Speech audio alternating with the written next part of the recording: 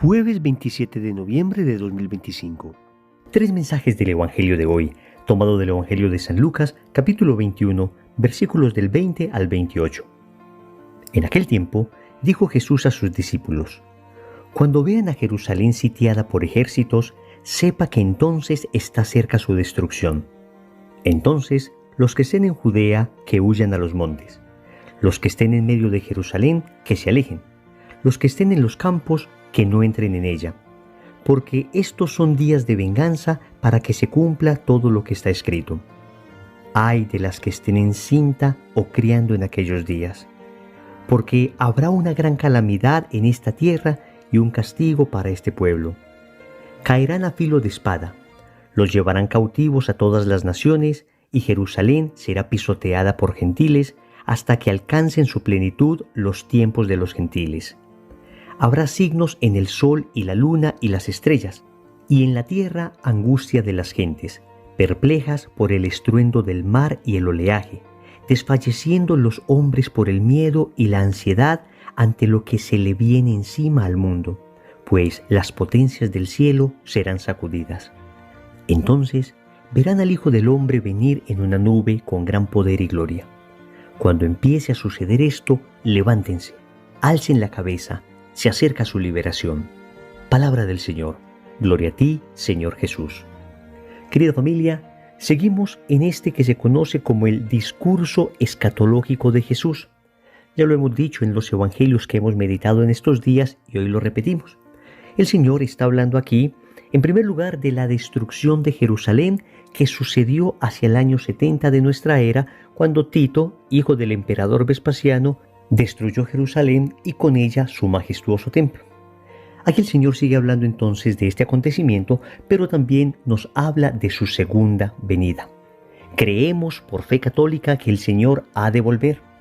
Cuando en el día de la ascensión el Señor se pierde entre las nubes, dos ángeles aparecen a los apóstoles y les dicen: ¿por qué miran hacia arriba? Así como le vieron irse, va a volver. Y esto es lo que creemos y esto es lo que esperamos. Vamos a meditar entonces tres mensajes de este evangelio.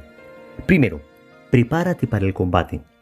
Segundo, Jesús sana tu ansiedad. Tercero, se acerca tu liberación. Vamos con el primer punto. Prepárate para el combate. Dice el Señor en el evangelio: Cuando vean a Jerusalén sitiada por ejércitos, sepan que entonces está cerca la destrucción de Jerusalén. Y sigue diciendo: los que estén en Judea, que huyan a los montes. Los que estén en medio de Jerusalén, que se alejen. Los que estén en los campos, que no entren en ella. Porque estos son días de venganza para que se cumpla todo lo que está escrito. Hasta aquí el texto bíblico. Amigos, lo que el Señor está haciendo es advirtiendo a los apóstoles lo que ha de suceder para que no pierdan confianza. Es decir, cuando suceden acontecimientos de esta índole, naturalmente uno tiene la tentación de perder el ánimo, la confianza, de pensar que todo está perdido. Pero los cristianos recordaban las palabras de Jesús. 40 años antes el Señor ya había dicho que esto sucedería. Nos referimos en primer lugar a la destrucción de Jerusalén. Pero incluso refiriéndose al fin del mundo, cuando empiecen a suceder estos acontecimientos, entonces recordaremos que el Señor ya nos había advertido. Como dice el adagio popular: guerra avisada no mata soldado. De manera que en la medida en que estos signos se van haciendo más claros, en que estas profecías se van cumpliendo con mayor precisión, los católicos decimos: yo ya sabía que esto pasaría. Y nos preguntarán: ¿cómo lo sabías? Y les diremos: mi maestro me lo advirtió. Jesús lo había dicho. De manera que lo que está sucediendo no está salido de control. Óyeme bien. Cuando el Señor advierte esto, en el fondo lo que nos está diciendo es: tranquilos, todo esto ha de suceder, pero yo sigo teniendo el control. Esto se los digo para que sepan que yo sigo teniendo el control. Ojo, no significa que el Señor esté ocasionando estos acontecimientos. Lo que significa es que aún en medio de estos acontecimientos, el Señor sigue dirigiendo la historia hacia la salvación, hacia la consumación de los tiempos en Cristo Jesús. Y esto es bien bonito, porque como decía San Agustín, el Señor sabe sacar de un mal un bien mayor. Por eso de todos estos males, el Señor sacará un bien mayor, que será su segunda venida. Pero también nos advierte el Señor para que fortalezcamos nuestro espíritu, particularmente con una virtud, la virtud de la templanza. Amigos, es una de esas virtudes de las que poco hablamos, pero es una virtud esencial para enfrentar tiempos difíciles. Y recordemos que la virtud de la templanza es aquella que nos ayuda a moderar la atracción que tenemos a los placeres y nos ayuda a tener un equilibrio en el uso de los bienes creados. Oigan bien, tenemos una atracción natural hacia los placeres, pero el pecado original desordenó esa atracción. El placer que nos había sido dado como un medio para conseguir un fin, ahora, después del pecado original, se convirtió para nosotros en un fin en sí mismo. Por ejemplo, nosotros experimentamos placer al comer, pero Dios quiere que ese placer sea usado para un fin, que es alimentarnos. Cuando caemos en el pecado de gula, lo que estamos haciendo es invertir los términos. Ya no comemos para vivir, sino que vivimos para comer. ¿Qué se necesita entonces para sanar ese desorden? La virtud de la templanza. Entonces, la templanza precisamente tiempla el espíritu, lo hace fuerte para los momentos que vienen. Si nuestra vida espiritual es una vida demasiado muelle, demasiado cómoda, demasiado habituada a los placeres, incluso lícitos, amigos, no seremos capaces de soportar los momentos difíciles que vienen. Por eso, la prudencia cristiana enseña que aún sin tener necesidad absoluta de mortificarnos de los placeres lícitos, es muy recomendable hacerlo. Óigame bien, muy recomendable hacerlo. Por supuesto que debemos evitar los placeres ilícitos, es decir, aquellos placeres que están directamente vinculados al pecado. Pero si no aprendemos a mortificarnos en placeres lícitos, como por ejemplo dejar de condimentar un alimento, o por ejemplo soportar un poco de frío, de calor, o tal vez soportar alguna incomodidad e incluso renunciar a algún alimento que me apetezca mucho, entonces repito, si no aprendemos a mortificarnos en estos placeres lícitos, fácilmente caeremos en los placeres ilícitos. Por eso el Señor nos está mostrando el combate que hemos de vivir. Y preguntar a alguno, Wilson, ¿y cómo sé que me tocará vivir este combate de los últimos tiempos? Amigos, no sé si te tocará vivir este combate de los últimos tiempos. Puede que sí, puede que no, esto solo lo sabe Dios. Lo que sí sé es que te tocará vivir el combate de tu santidad.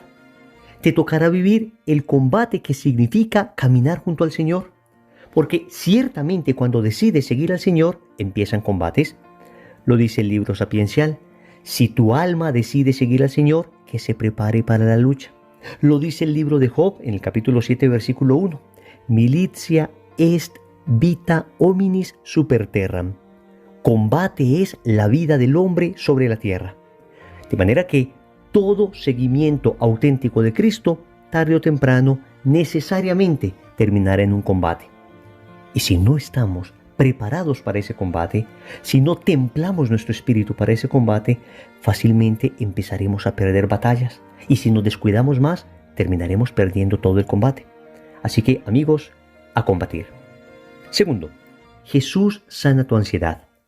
Sigue el Señor diciendo, los hombres desfallecerán por miedo y ansiedad ante lo que se viene encima al mundo, pues las potencias del cielo serán sacudidas. Y sigue diciendo el Señor, entonces verán al Hijo del Hombre venir en una nube con gran poder y gloria. Hasta aquí estos dos extractos de este Evangelio. Amigos, hoy el Evangelio nos está hablando de ansiedad. Claro, el Señor habla de estos acontecimientos duros, acontecimientos muy fuertes que naturalmente despiertan ansiedad en las personas. Pero traigamos este Evangelio a nuestros días. La ansiedad es definida como un estado mental que se caracteriza por una gran inquietud, una intensa excitación y una extrema inseguridad. Óyeme bien, estoy seguro que tú has padecido ansiedad como yo he padecido ansiedad. En estos tiempos difíciles que hemos vivido en el mundo, tal vez la respuesta natural nuestra ha sido la ansiedad. Y debemos decir que ciertamente hay una ansiedad muy vinculada a factores biológicos, a factores fisiológicos. Y bueno, esta ansiedad debe ser tratada médicamente. Pero también es cierto que hay una ansiedad mucho más vinculada a factores psicológicos y espirituales. Y de esta es de la que quiero que hablemos. Amigos, esta inquietud interior, esta sensación de inseguridad, esta turbación interior que produce la ansiedad, la inmensa mayoría de veces está vinculada a una deficiente vida espiritual, a una deficiente confianza en el Señor. La inmensa mayoría de veces tenemos ansiedad porque estamos confiando demasiado en nosotros mismos y creemos que somos nosotros los que tenemos que resolver todo. Y cuando nos chocamos contra la realidad de que no somos capaces de controlarlo todo, no somos capaces de resolverlo todo, no somos capaces siempre de responder a la altura de los acontecimientos frente a los que nos encontramos, entonces, claro, ese vacío que hay entre la realidad y mi capacidad me genera ansiedad. Pero amigos, la solución no es estar ansioso, la solución no es estar turbado en el interior, la solución es Cristo. Óyeme bien, el Evangelio nos dice que tendremos ansiedad, pero inmediatamente después el Señor dice, entonces verán al Hijo del Hombre venir en una nube con gran poder y gloria. El Señor lo que está diciendo es que el ser humano tendrá ansiedad ante acontecimientos que le superan, pero Él vendrá con poder y gloria, precisamente a pisotear todos estos acontecimientos que nos superan. A lo que te quiero invitar hoy es a que en vez de que te llenes de ansiedad, te llenes de Cristo. En vez de que tu corazón esté lleno de zozobra, te invito a que tu corazón esté lleno de Jesús. Y este Jesús te generará confianza. Y esta presencia de Cristo en tu interior te generará la certeza absoluta de que el Señor tiene todo bajo control, de que estos acontecimientos que no entiendes y que estás viviendo en este momento tendrán solución. Tranquilo, espera un poco. El Señor está escribiendo historia de salvación a través de este acontecimiento, pero no tiene sentido que te sigas angustiando, porque la angustia no trae soluciones. La mayoría de las veces la angustia más bien aumenta los problemas.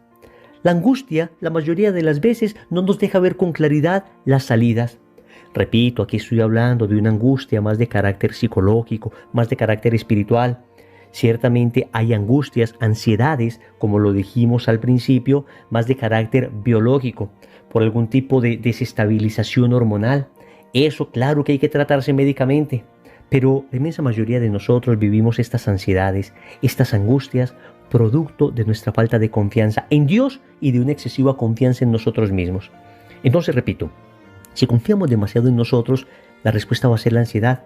Pero si empezamos a confiar más en Dios, si hacemos lo que nos corresponde de la mejor manera posible, pero confiamos el resto a Dios y le decimos, Señor, maneja tú mi vida.